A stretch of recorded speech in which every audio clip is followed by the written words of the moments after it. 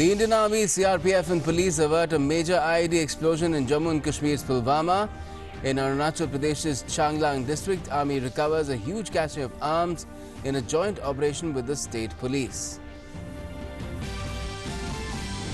UN to honor 5 Indian peacekeepers posthumously for courage and sacrifice in the line of duty for the period 2018-19.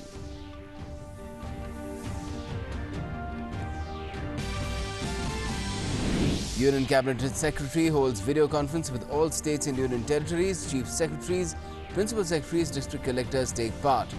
Discuss public health response to COVID-19 pandemic. Prime Minister Narendra Modi pays homage to Veer Savarkar on his birth anniversary today. Remembers his bravery and contributions to the nation's freedom struggle. The flood situation worsens in Assam. Nearly 271,000 people affected in 11 districts. 321 villages underwater. Over 16,720 people shifted to 57 relief camps. 2,678 hectares of crop area affected in the state. And active cases of COVID-19 in the country rise to 86,110.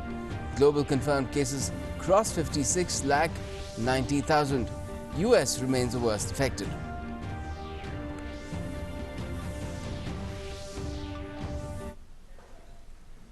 Namaskar, you're with the latest here on DD News and DD India. I'm Gautam Roy.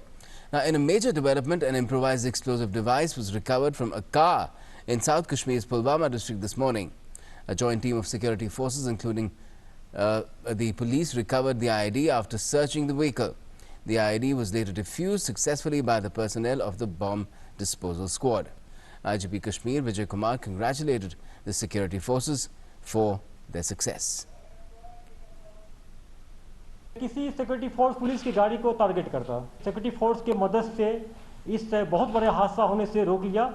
मैं police को और paramilitary CRPF को, army को बधाई देता हूं कि सबों ने मिलकर बहुत अच्छा काम किया है। It was the Pulwama police who received credible information on Wednesday that a terrorist was moving with an explosive-laden car ready to attack at some location. The security forces swung into action and various teams are formed to cover all possible routes. The terrorists got alarmed by the beefed-up security and escaped after abandoning the car. कल शाम में Pulwama police ने army, CRPF और SOG party का different नाका लगाया और आए गुण में जब उसी गाड़ी में जिसका खबर था, जब नाका पार्टी के पास आया तो हमारे फोर्स ने वार्निंग फायर दिया। वार्निंग फायर करने के बावजूद मिलिटेंट गाड़ी घुमा के वहाँ से भागा। अगला नाका पार्टी भी उस पर फायरिंग किया, वार्निंग फायरिंग किया। तो उस जगह मिलिटेंट चूँकि अंधेरा था, गाड़ी को छोड़ के वहाँ से भाग गया। हमारी पार्टी दूर से लाइट से देखा तो कुछ सस्पिशियस लगा और जब गाड़ी का सेम नंबर मिला जिसको एक्सपेक्टेड कर रहे थे हम लोग, तो कॉर्डन को टाइट कर दिया और फर्स्ट लाइट का वेट करा। और आज मॉर्निंग में अपना बीडीएस स्क्वाड गया, जब उसने देखा कि इसमें आईडी एक्सप्लोसिव लोडेड व्हीकल है, तो हमारी टीम वहां जाके उसमें आर्मी, सीआरपी, पुलिस की टीम जाके उसको पूरे टेक्निकल ढंग से इसको डिफीट किया। Meanwhile, in Arunachal Pradesh, the Indian Army, in a joint operation with Arunachal Pradesh Police, recovered a cache of arms, ammunition and explosives from Miaobam Reserve Forest in Changlang district on Wednesday. Based on a specific intelligence input regarding the presence of armed NSC and IM cadres, the joint team launched an operation in the forested area. During the search operation conducted in inclement weather and inhospitable terrain, the team successfully recovered a cache of weapons, ammunition and other warlike stores. The recovery of this cache has dealt a severe blow to the nefarious designs of the proscribed group operating in the region. The recovered items have been handed over to the Changlang police for further investigation. 5 Indian peacekeepers who laid down their lives while serving in UN peacekeeping missions last year will be honored this week with the prestigious UN medal awarded posthumously for courage and sacrifice in the line of duty. Major Ravi Inder Singh Sandhu and Sergeant Lal Manotra Tarsem, who served with the UN mission in South Sudan, Sergeant Ramesh Singh with the UN Interim Force in Lebanon, Private Johnson Beck with the UN Disengagement Observer Force, and Edward Agapito Pinto, who served in a civilian capacity with the UN Organization Stabilization Mission in Congo, will posthumously receive the Dag Hammarskjöld Medal on the International Day of UN Peacekeepers, observed on the 29th of May every year. Cabinet Secretary Rajiv Gauba is holding a video conference with all states and union territories on the issue of public health response to COVID-19. Chief Secretaries and Principal Secretaries Health of the states concerned are also attending this meeting. Municipal Commissioner of Mumbai, Chennai, Delhi, Ahmedabad, Thane, Pune, Hyderabad, Kolkata, Howrah, Indore, Jaipur, Jodhpur, Chengalpattu and Tiruvallur have also been requested to join. District magistrates and collectors of the districts concerned are in fact part of the meeting.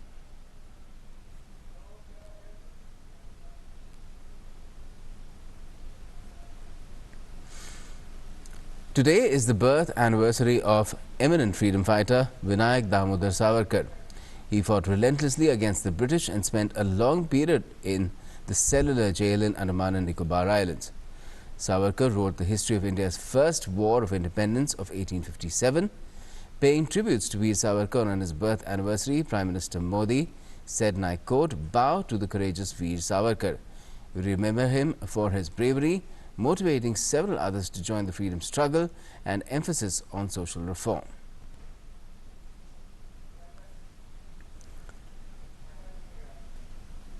INB Minister Prakash Javadekar also paid tributes to Veer Savarkar. The INB Minister said in a tweet, and I quote, "Savarkar ji was a great patriot, a prolific writer. His work for purification of languages and efforts to reform society will continue to inspire coming generations." Now over to the flood situation in Assam, which has worsened with one person losing his life and nearly 3 lakh people suffering in the deluge across 11 districts. The NDRF and SDRF have rescued 9 people in the last 24 hours in Gwalpara, while 172.53 quintals of rice, dal, salt and 804.42 liters of mustard oil have been distributed along with tarpaulin and other essential items. Currently, Brahmaputra is flowing above the danger mark at various places in Jorhat, Sonitpur and Kamrup districts. According to the ASDMA, 321 villages are under water and 2,678 hectares of crop areas have been damaged. The authorities are running 57 relief camps and distribution centers in 5 districts where 16,720 people are taking shelter.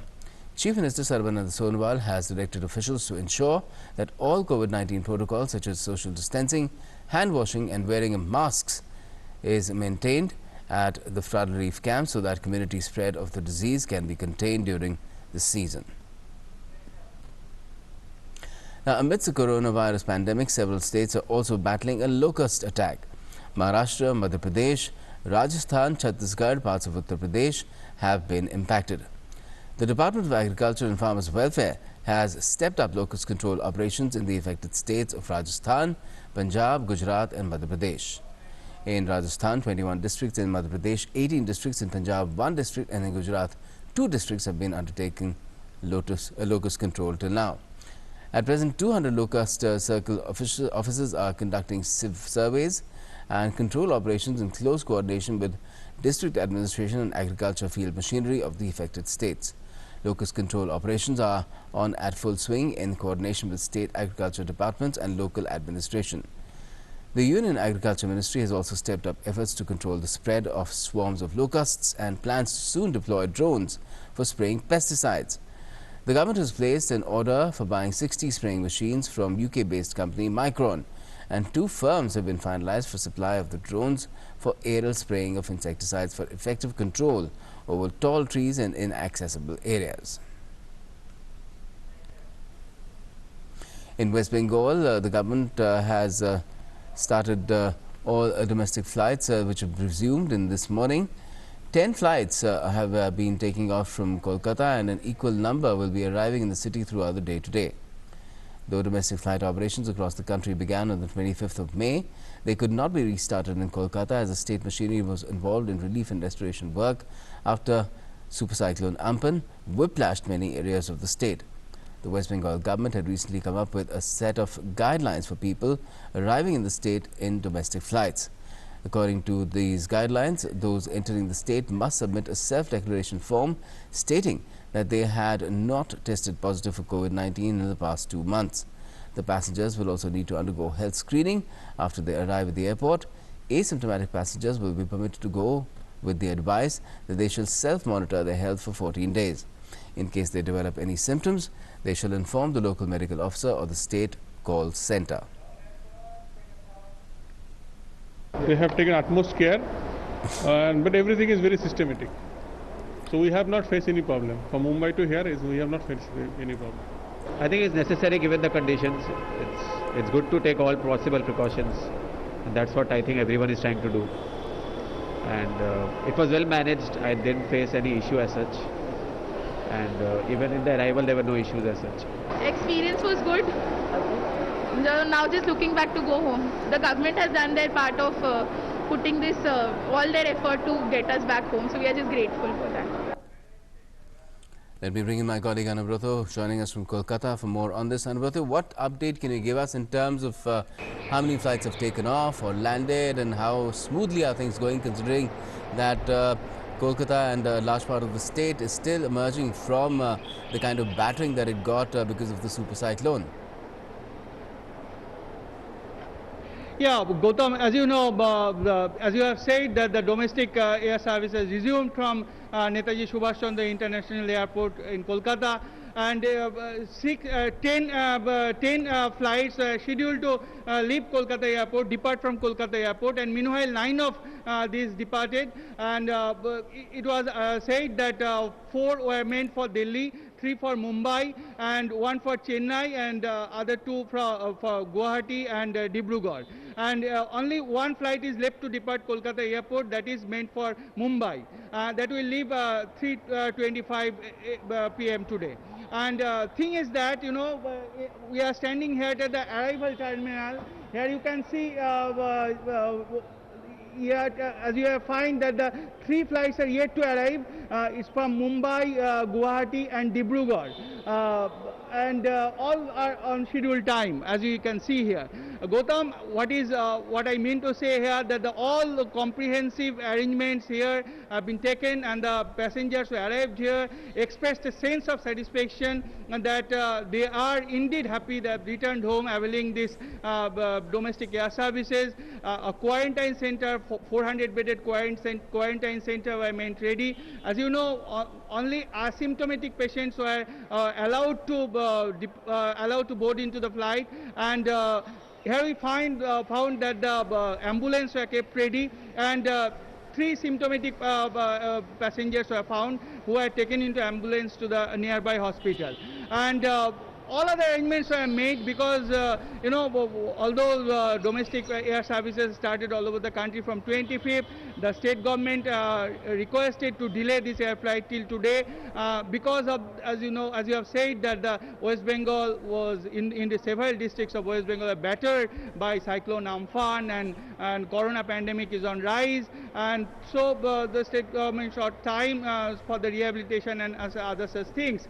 And what we have found here, you know, all comprehensive arrangements were made, and AC buses were kept ready, took the passengers to their destined places, and app cabs were ready, taxis, prepaid taxi booths were also ready, and they are sanitizing this, you know, the cars, and all these things were done. And passengers indeed expressed sense of satisfaction in the truest sense of word, and social distancing that were meant to, they truly adhered this thing. State government issued, you know, advisory, and one who is arriving here at the Calcutta airport had to put a submission and fill the forms that they did. So everything was done, and everything is, you know, happening to take place in a very peaceful fashion here in Kolkata airport. Okay, sounds great. I hope things continue to go smoothly, Anubrata. Thanks a lot for joining us. Well, the Government of India is working tenaciously to bring back stranded Indians from abroad under its ongoing Vande Bharat mission. Under the mission, an Air India flight is leaving from Kuwait for Thiruvananthapuram, while the other flight carrying stranded Indian nationals will leave Muscat for Kozhikode. Distressed workers, stranded tourists, pregnant women, stranded students, elderly and cases of medical emergency are being given priority. Passengers are being allowed to board after the medical screening procedure. Only asymptomatic passengers are being allowed to board the flights. Earlier, a flight carrying 223 Indian nationals left Japan this morning. This was the first repatriation flight of Vande Bharat mission from Japan. Indian Ambassador to Japan Sanjay Kumar Verma and other embassy officials interacted with passengers of the Air India Tokyo Mumbai repatriation flight. Another Air India flight under the Vande Bharat mission took off from Melbourne to Hyderabad this morning. The flight is carrying 214 stranded Indian nationals from Australia. This is the 7th special flight from Australia under the Vande Bharat mission. And the first batch of evacuees by land route left Bangladesh for Agartala this morning. The batch of 125 Indians left for Agartala from the Akhara border of Bangladesh. High Commissioner of India to Bangladesh, Riva Ganguly Das, came to the border of Akhara to see off the first batch of evacuees through the land route.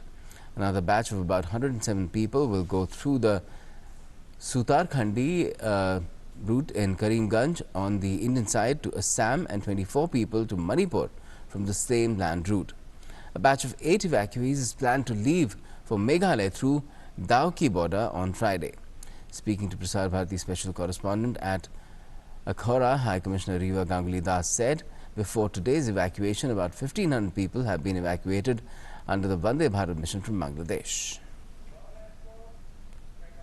About 230 Indian nationals from 3 checkposts in the India-Bangladesh border. These are people who are going back to Tripura, to Assam, Meghalaya, Manipur.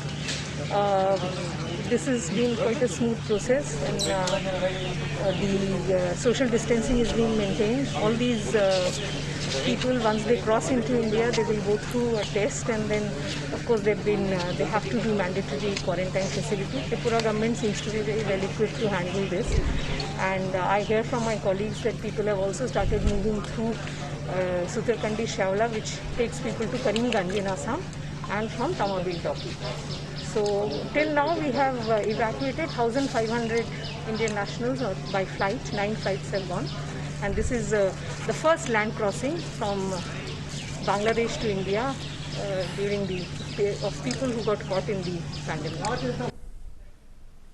And let's now take a look at the latest update on COVID-19 situation from across the country. Well, according to the Health and Family Welfare Ministry, 86,110 active cases have been registered across the nation.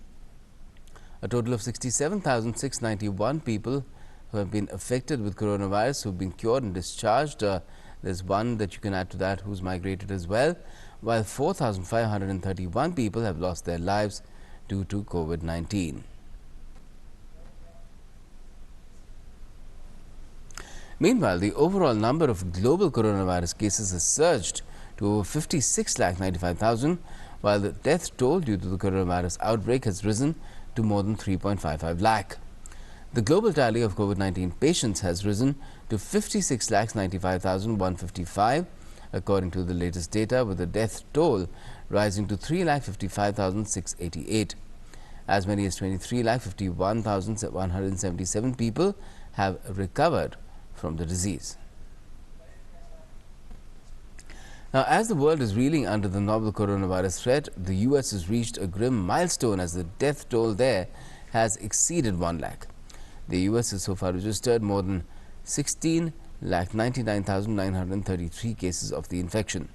Urban areas, especially New York, are among the hardest hit, where funeral houses have become chaotic and overwhelmed.